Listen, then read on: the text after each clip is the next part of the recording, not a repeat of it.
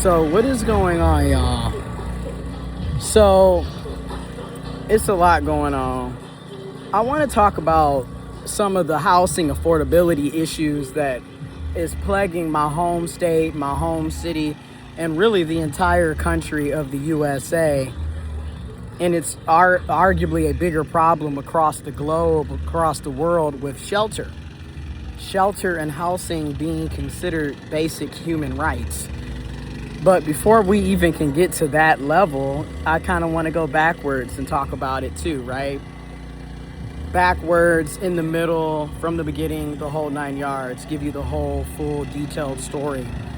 But when we talk about housing affordability, for example, one of the things that I constantly think about is, a lot of the homes that used to be considered starter homes 20, 30, 40, 50, 60 years ago are no longer starter home prices.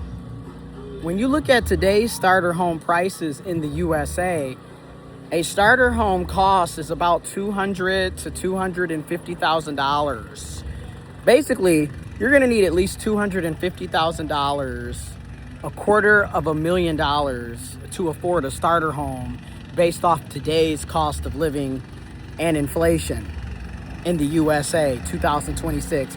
So a lot of people aren't going to be able to become homeowners when you have starter homes costing $250,000.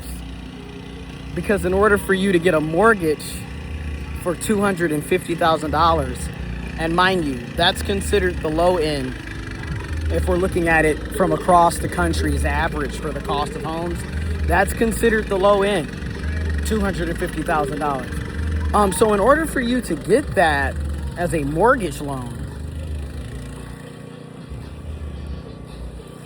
you need to be making basically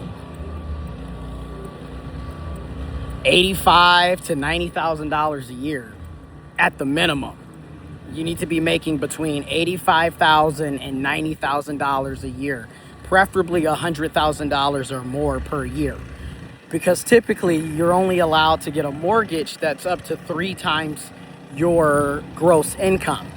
Again, typically in order for you to get approved for a mortgage, they will only allow you to get a mortgage loan amount 3 times your gross income.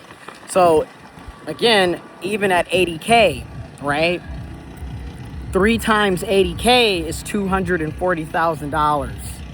So you're gonna need like $85,000 to $90,000 per year as your minimum income, gross income per year to afford a house. And a lot of people simply don't have that.